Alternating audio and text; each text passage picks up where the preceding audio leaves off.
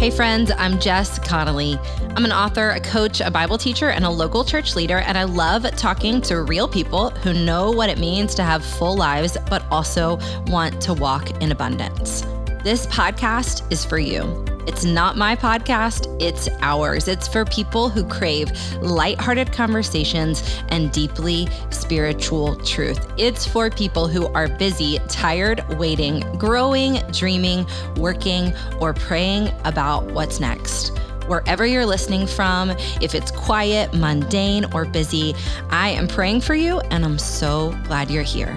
Let's go. Hi friends, here at the Jess Connolly Podcast, I like to say it's not my podcast, it's our podcast. Because listen, it's got my name on it, but it's for you. So this is a bonus round Ask Me Anything episode, and I hope how it feels is less where I'm talking about me and more just answering the things that you guys really want to hear about. I have 10 questions. I hope I'll be able to get to them all in time that you guys have been asking a lot lately, and I want to give your desires some airtime. So let's dig in. We're going to talk about everything from church hurt to favorite snacks to living and pastoring in Charleston and keeping marriage fun. Let's go.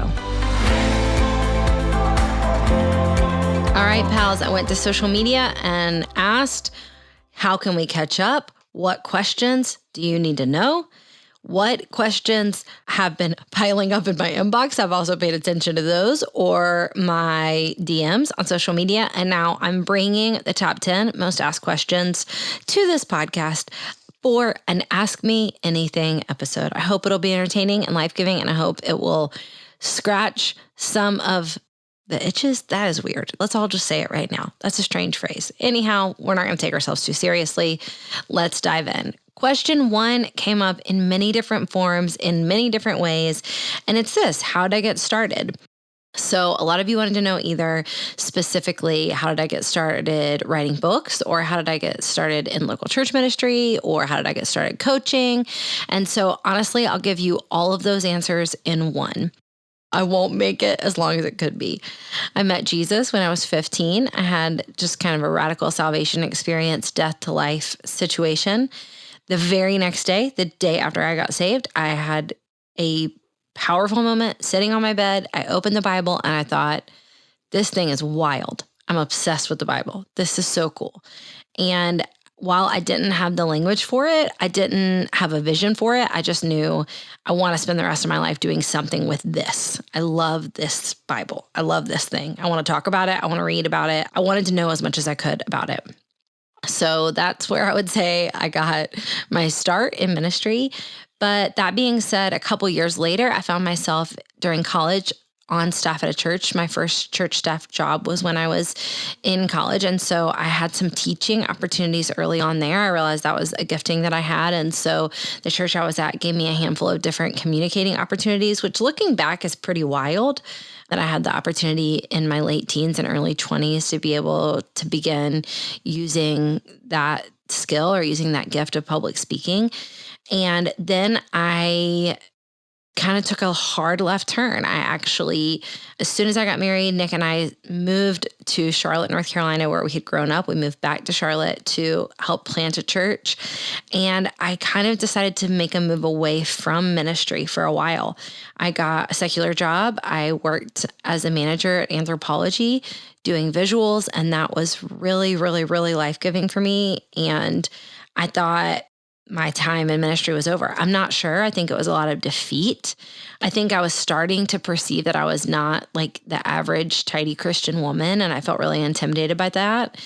And then I spent almost the next 10 years, maybe more like 8, not running for ministry, but just really assuming that I wouldn't do anything in ministry again. I stopped working at Anthropology. We began having kids.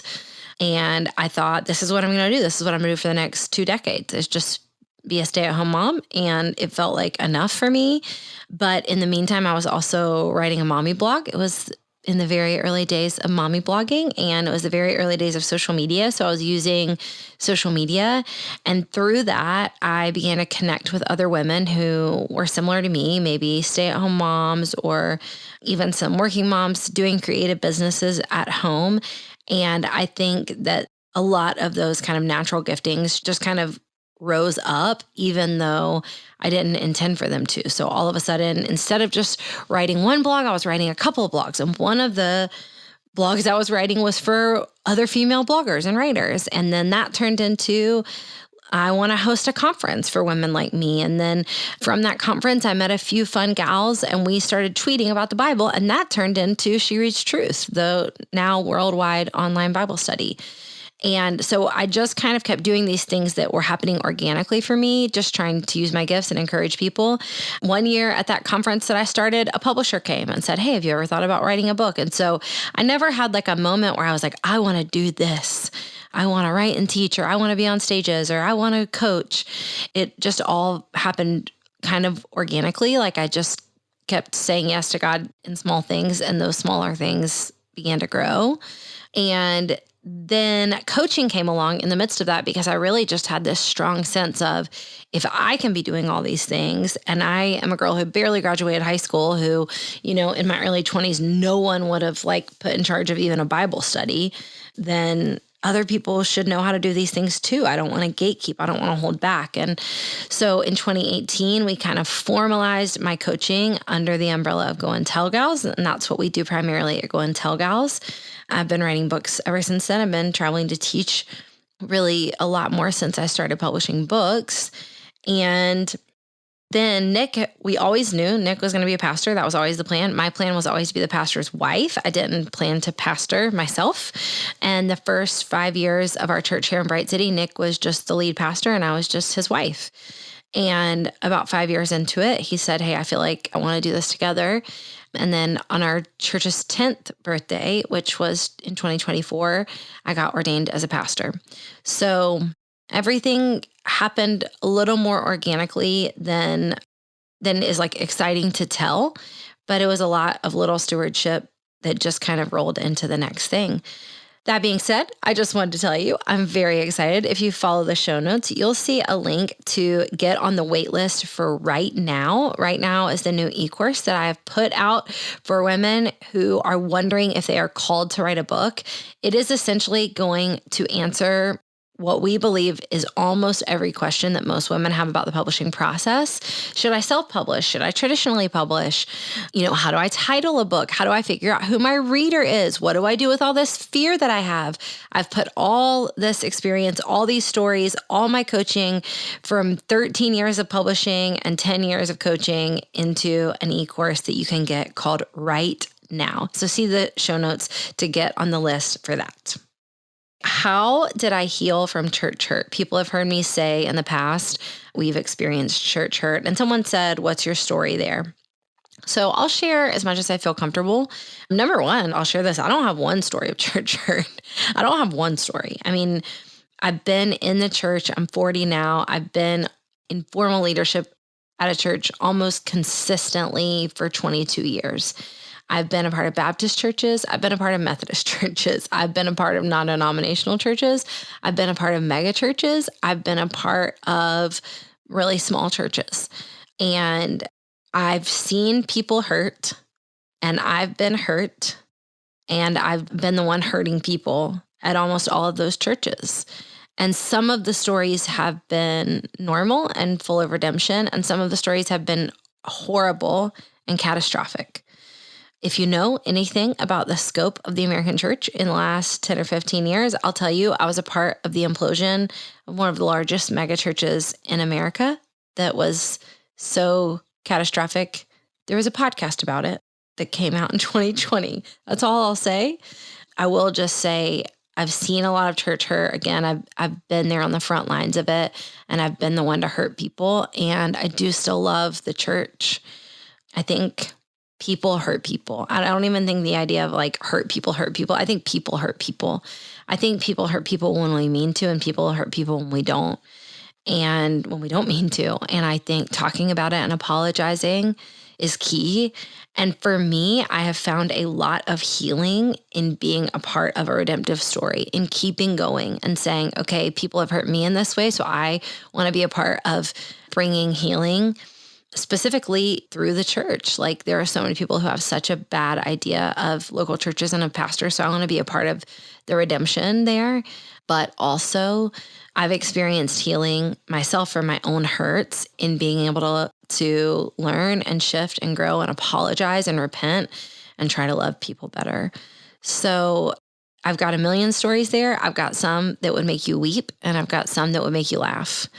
And I still want to keep going. And that's really my story with church hurt. Number 3, a little lighter. I am going to take a quick left turn. Someone asked, what is your guilty pleasure snack or meal? Okay, you guys know, because of breaking free from body shame, I got to preach a little bit here and just say, I don't have a guilty pleasure snack or meal because we shouldn't feel guilty about food. No food has a moral connotation. It just doesn't. Food is not bad or good. It's just food. And you can eat unhealthy food and still be a healthy person. And you can eat healthy food and be an unhealthy person. So I don't feel guilty about any snack or meal that I really love or enjoy, even if it's seemingly unhealthy and I shouldn't have it all the time. There, that's my mini sermon. But I think under the spirit of the question, what is something that I probably shouldn't eat all the time that I really enjoy eating? For my blood type and for my blood sugar issues and for my autoimmune disease, I really should not have corn. It's like a whole thing. I should not have corn as a food group. The problem is I am in a love affair with tortilla chips. And I've tried grain-free ones, and I like those. They're just very expensive. So I end up still eating tortilla chips 3 times a week. Sometimes I eat 4 tortilla chips, and sometimes I eat a bowl, and I don't feel good. But that's between me and God. I just love tortilla chips. I'm not saying I'm addicted to them, but I'm saying if there's something just under addicted, that's what I'm dealing with. Okay. In line with this question, somebody asked this really poignant question. They said, what does body shame look like for you now? Or like, what does even freedom look like for you now, a couple years after writing Breaking Free from Body Shame? And I love this question. And I've talked a lot about the body recently on the podcast. I did an episode about the theology of the body called Back in My Body a couple weeks ago. I talked a good bit about the body in my depression fight plan. I've got a health update coming about just some of the things I've been doing to take care of my health in the last year, because we've done a podcast or 2 on that. So I'll be as transparent as possible in this episode without going too deep. I'm in an interesting season because I began to do a couple things to take care of my health, which again, almost all I've shared on the podcast, and what I haven't shared, I'm going to save for a future episode. But I made a handful of shifts in my health in the last 6 months. I also started struggling with depression. And I have lost about 20 pounds. And that's the first time I've lost weight like that in 15 years since I struggled with disordered eating. And what is interesting to me is that in 15 years of being 20 pounds heavier than I am now, I don't know, there was a comfort in like being that weight the whole time. And it's been interesting for me to process losing weight as a person who has a public platform and knowing I want to shepherd people's souls well. And I want them to know I'm very free. I still feel very free. And also I had to take care of my body and do some things to really love my body well. And because of that, I lost some weight. The goal was actually not to lose weight. That wasn't my goal. My goal was to take care of my body. But because I took care of my body, I ended up losing weight.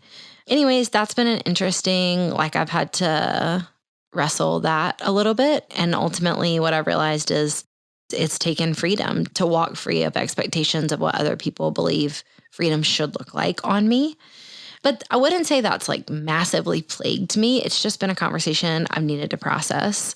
And it's been interesting. And I do still feel very free. I am taking care of my body and my soul in ways that I haven't for a while. And so I feel great. I feel free. I'm living free, but I've just had to process how it looks to other people.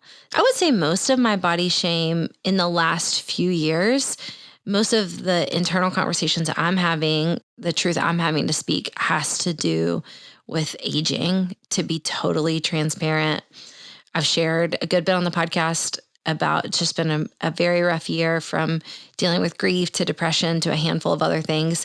And friends, the shape of my eyes changed. I mean, the amount of days that I just could not get over how puffy my eyes were every day, no matter how many, tips and tricks I did. And the lines around my eyes were just like very significant. They are very significant.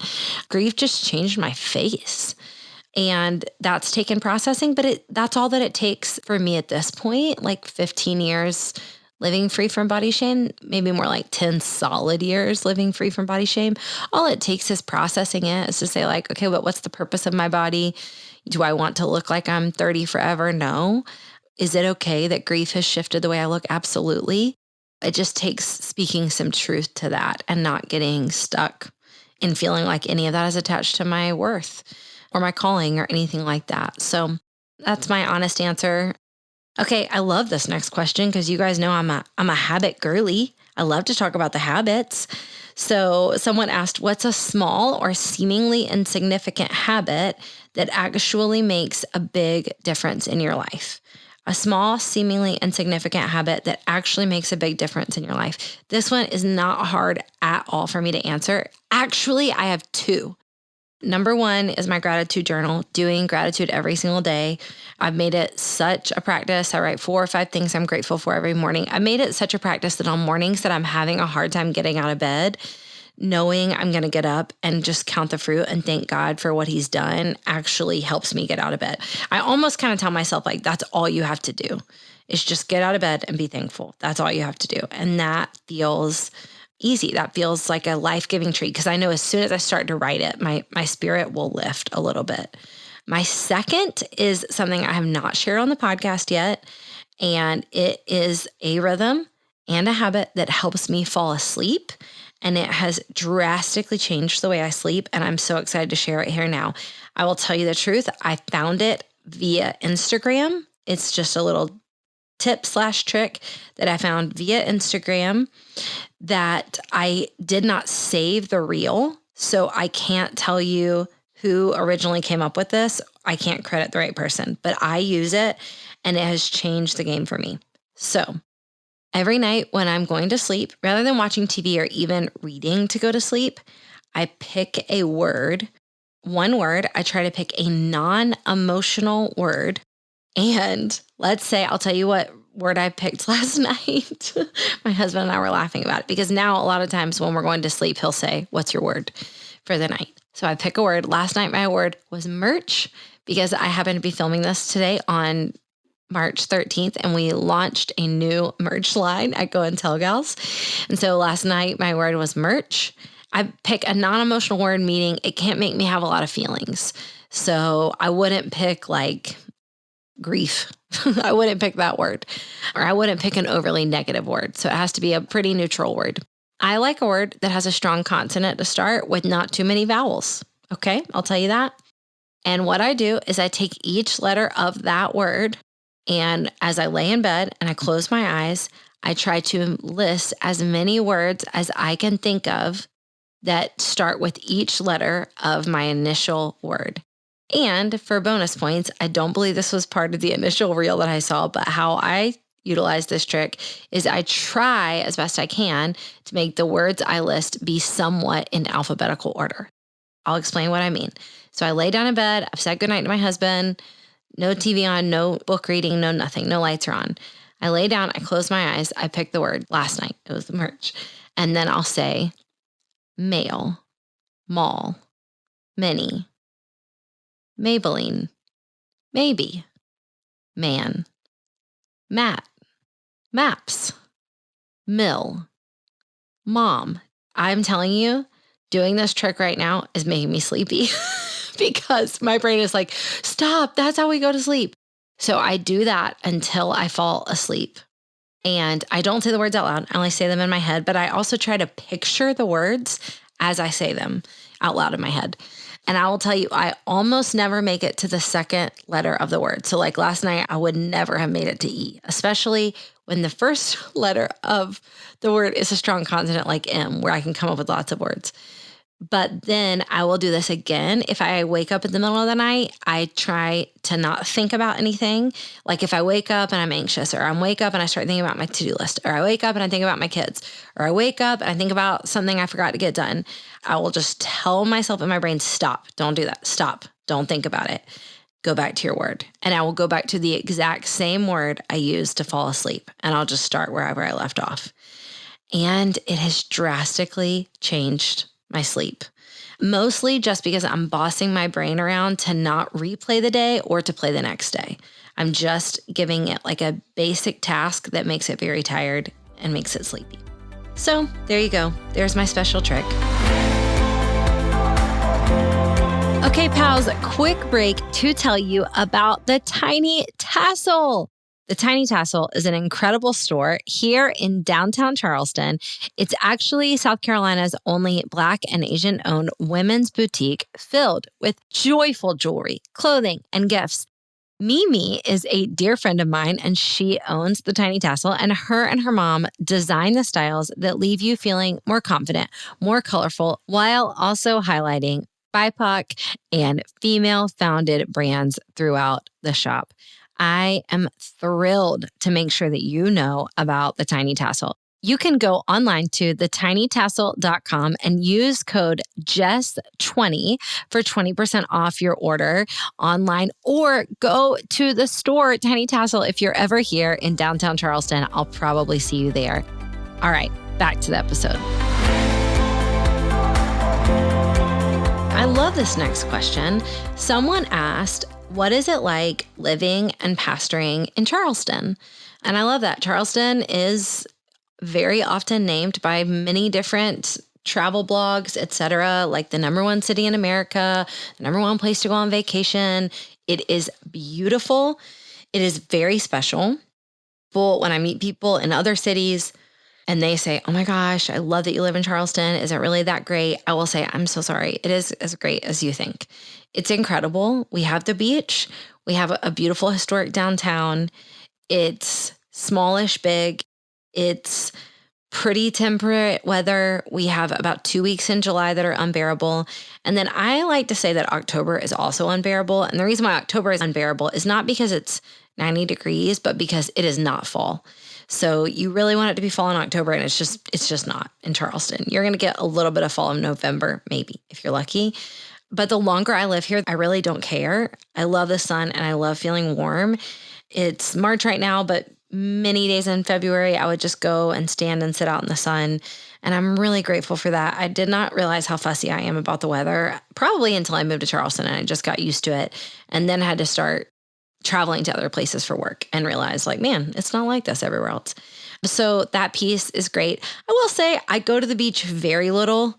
Right now, I haven't been to the beach for months. I haven't seen the ocean for months. I mean, I see the water every day because I drive over bridges, but I haven't even gone to look at the ocean. And I would like to be better at that.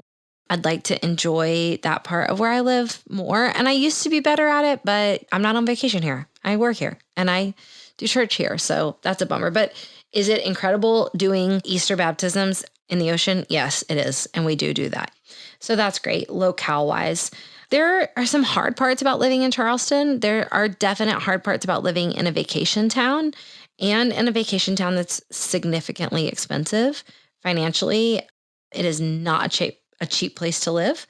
We live on the peninsula of downtown Charleston, which is a 2-mile by 3-mile peninsula.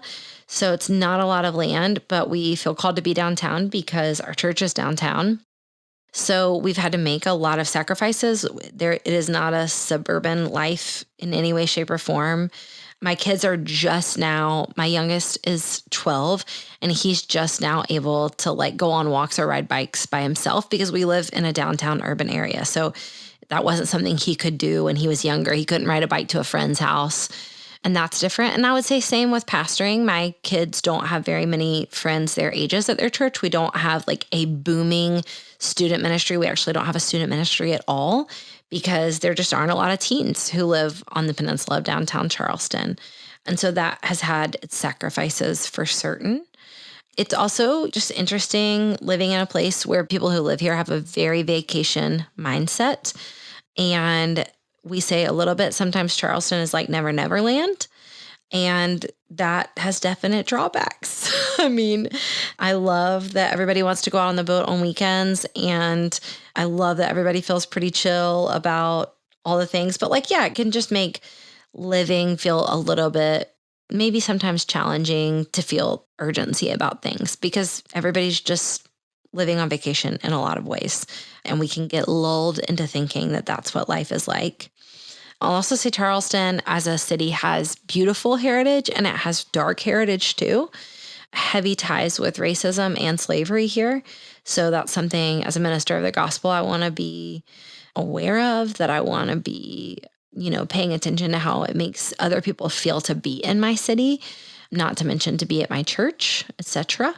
So these are all things that we just think about and pay attention to.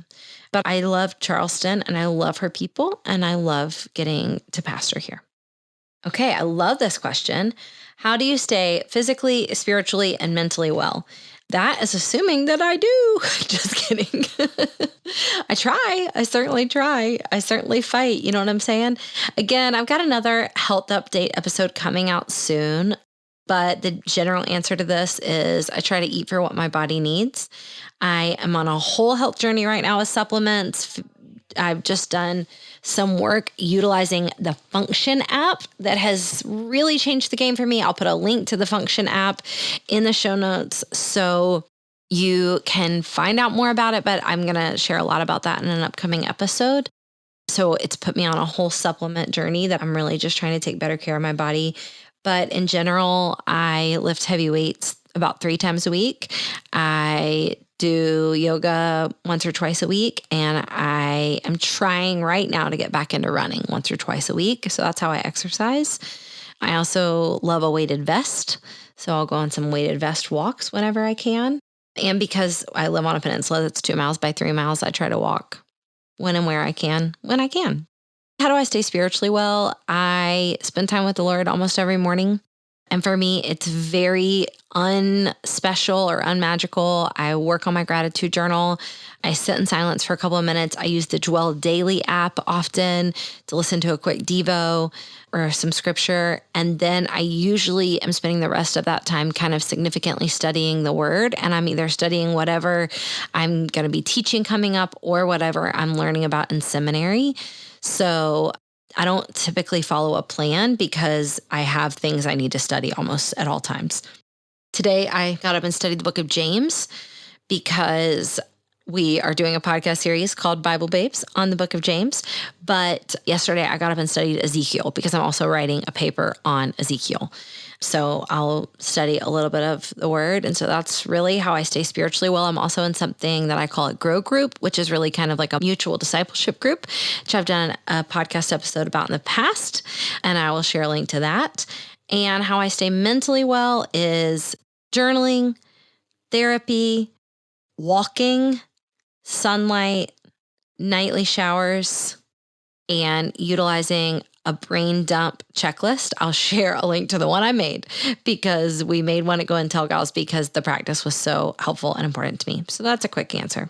Okay, number 8. How do you and Nick keep your marriage fun? We do have a very fun marriage and we do laugh almost every single day of our lives, even when we feel like we're in the thick of it. We send each other funny reels every single day. I would say we really let each other be incredibly goofy and sometimes off color. There's not many people as pastors that we can be that way with, but with each other, we will be just silly willy. That's one way we keep our marriage fun. We try to do hobbies together. So we've taken salsa classes together. We've taken pottery classes together. Tomorrow, we start a new adventure and we're taking sailing lessons together. Somebody gifted us sailing lessons.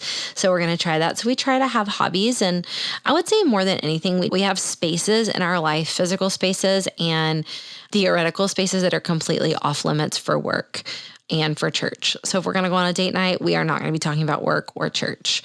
When we're in our bedroom, that is a work church free zone. We're not going to talk about that. But also similarly with our Sabbath, when it's Sabbath, it's us. It's us as humans. It's our family. That's an off limit zone for other people. Question number 9. I love this question. It's also one Nick and I have talked about at length. If you weren't in ministry or writing or speaking, what career do you think you'd be in?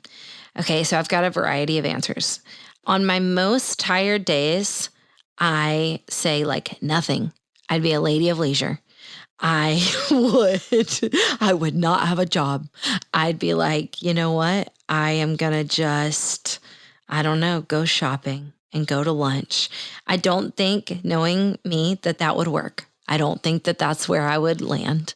I think I'd probably try to start something one weekend of being a lady of leisure, but that sounds nice sometimes. What I seriously think I would do is I think I would be a midwife. I've shared in the past, and maybe this is, story loop back to our first question, how did you get started? In our early 20s, one ministry role that Nick and I had is that we ran a maternity home. So we lived in a 5,000 square foot farmhouse where we had up to 6 pregnant teenagers live with us at a time.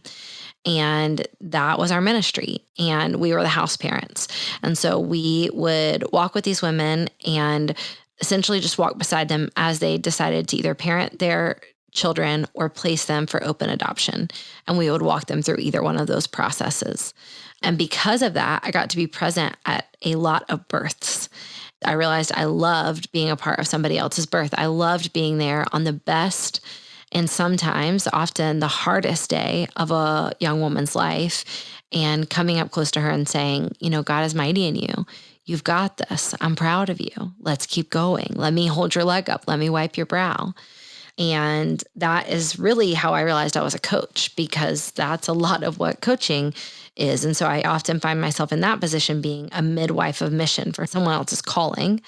But that being said, I think if I wasn't in any kind of ministry position, I think I'd probably want to be a midwife. I also think I could go back and work in anthropology. I mean, I don't know if they would have me, but I think I could go back and that would be very fun. Doing visuals again, that would feel life-giving and enjoyable. There's days I think I could be an interior designer. I'm having a lot of fun finishing the renovations on our house. And I think, wow, that would be fun to do this for someone else. I worked with an interior designer for our house, but I created the mood board and got to pick out a lot of the furniture and the paint colors and all the things with her help. And I had a lot of fun doing that. And I think I'd love to do that for somebody else. And then my other thing that I always say is that Nick and I have been to Portugal twice. We went once alone, then we took our kids last summer, and we go to Lisbon when we go to Portugal, and there's an Airbnb sailboat experience that you can take. It's like $40. And they take you on a sailboat all around the port of Lisbon and you see the whole city. It's cool. It's great. It's awesome. And we've done it now twice, again, once by ourselves and once with our kids. And on the Airbnb sailboat, there's usually a captain and like a second mate who's like doing the sales part. How official do I sound? I'll know more after I take my first sailing lesson tomorrow. But there's also usually a gal on the boat who is handing out drinks. And she doesn't do any of the sailboat equipment. You just say like, hey, I'd like a Diet Coke. And she brings you a Diet Coke. Or you're like, except for it's not Diet Coke in Lisbon. It's, I can't remember, like Coke Zero or Coke Free or something like that. Or you'll say like, I want some olives. And she'll bring you a little plate of olives. And I would like to be that girl. That also sounds really fun. Just all day on a sailboat with sunscreen on, getting people bottles of water, Diet Coke if they need it. That sounds cute. Coke Light, that's what they call it. Okay, very last question. I love this one. Light and fun and free to finish up. Do you have any fun summer plans? In the next month, we are going to move into our house that we've been renovating since 2023. It will be almost 2 years since we purchased the house by the time we move in. We will also hopefully be selling our current home. And so I really hope to just do a lot of nesting over the summer, hanging out with my kids. We've said we have the airline miles, so we'll have to see how things go with our house and blah, blah, blah.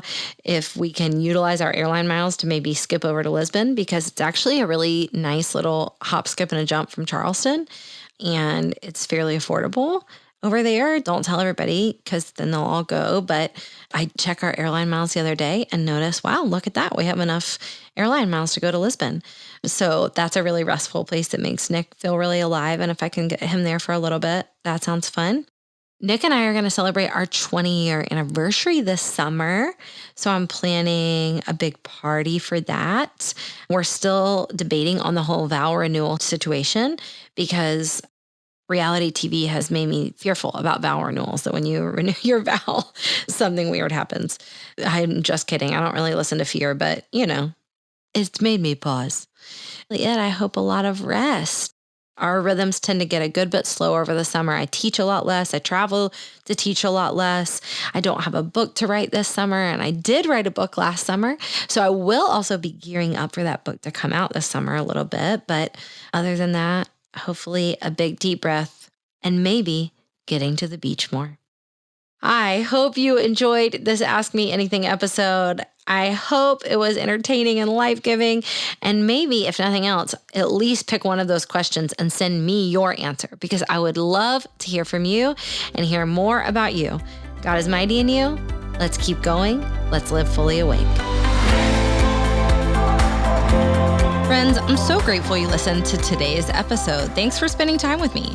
It would mean the world to me to connect with you. So you can send me a DM on Instagram at Jess A. Connolly or head to my website, jessconnolly.com, for more ways to connect. If you have a minute to subscribe and leave a review of the podcast wherever you listen, it would massively help us reach more people with the good news that they can live fully awake. Let's go.